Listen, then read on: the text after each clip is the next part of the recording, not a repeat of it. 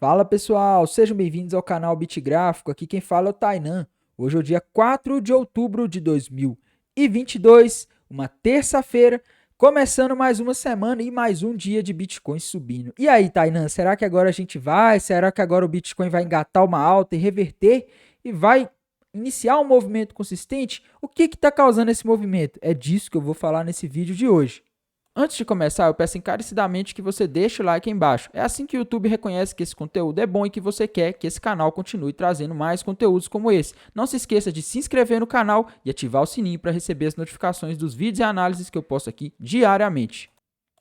Bem, pessoal, então vamos aí falar da situação do Bitcoin. Bem, pessoal, o Bitcoin subindo aí mais de 3% hoje, chegou a bater quase 4% de alta.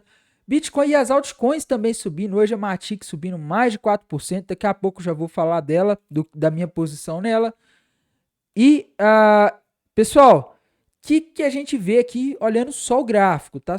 Ignorando tudo. Beleza, o Bitcoin subiu 3% hoje, mas ele mudou aquele cenário gráfico, técnico dos últimos dias? Não. Tá, o Bitcoin continua aí tendo rompido uma cunha ascendente para baixo, que está com alvo lá nos 16 mil dólares. Só que aqui a gente está falando de um gráfico diário, a gente está falando de um padrão que levou 3 meses aí para se formar e ser rompido. Então a gente não precisa esperar que o resultado, que o alvo venha a ser atingido de forma rápida. Mas o que o gráfico diz, olhando só o gráfico, é isso, tá, pessoal? A gente não pode operar nesse momento olhando só o gráfico do Bitcoin. Por quê, pessoal? Porque o Bitcoin está acompanhando bolsas americanas, tá? Hoje o SP500, o índice das 500 maiores empresas, que na semana passada estava ali perdendo o fundo, voltou para cima, tá? O que isso significa? O que o SP500 voltando para cima significa?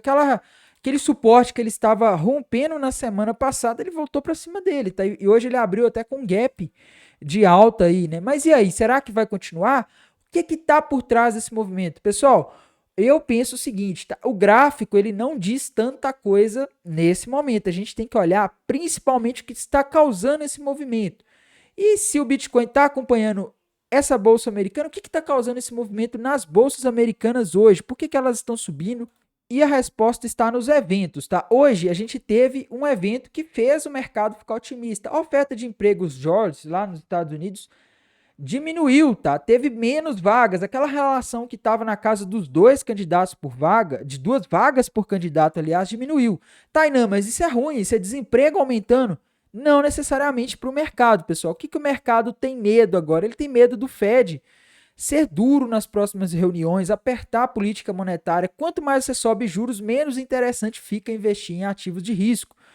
Então, o mercado ele vê esses dados ruins da economia como algo que indica que o Fed pode ser mais tranquilo e não pegar tão pesado e, consequentemente, não prejudicar tanto os mercados.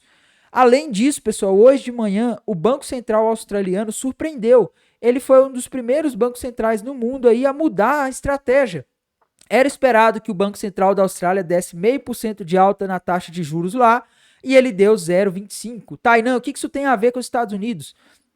Isso diretamente não afeta os Estados Unidos e nem o Bitcoin, mas acabou que o Banco Central da Austrália ele é um dos bancos centrais aí mais importantes do mundo, e o mercado olhou isso e falou, olha, essa narrativa de que talvez o risco de uma recessão possa fazer os bancos centrais pegarem mais leve faz algum sentido. E aí depois vem esse dado do mercado de trabalho ruim hoje. Ontem a gente teve o PMI industrial e ISM relativo ao mês de setembro mostrando contração no setor lá nos Estados Unidos naquele período.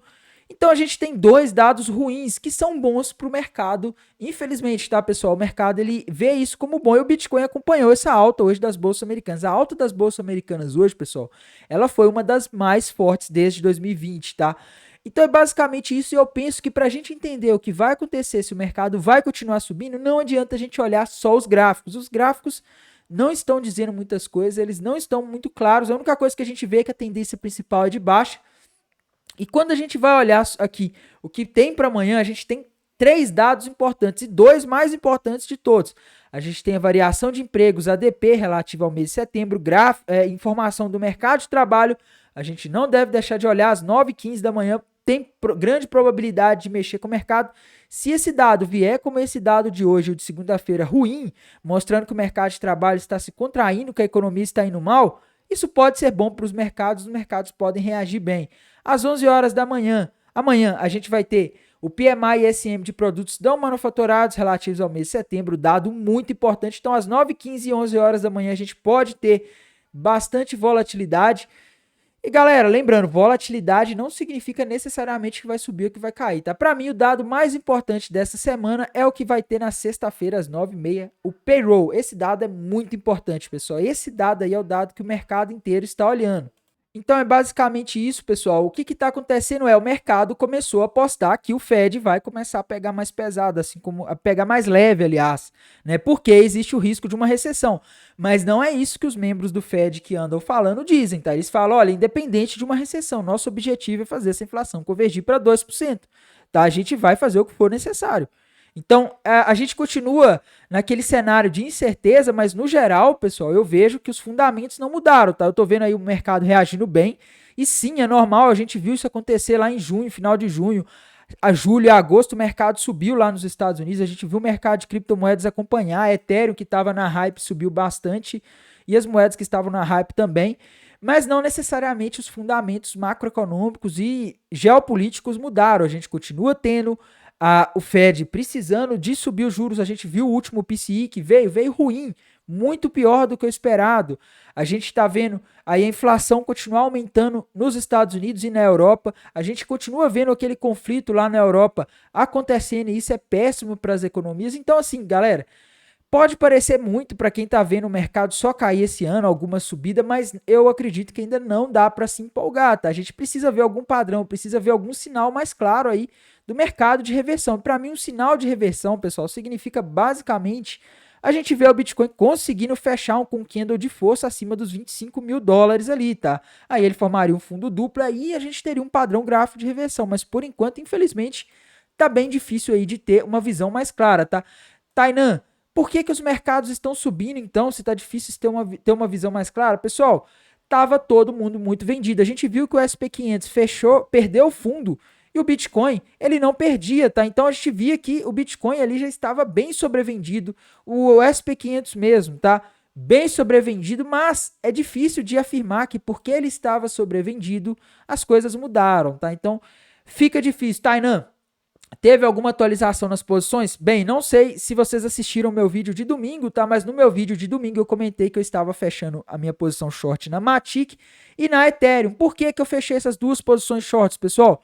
Porque essas duas moedas estão fortes, principalmente a Matic, muito forte, voltando para cima, não está respeitando bem o padrão, então eu fechei a posição ali.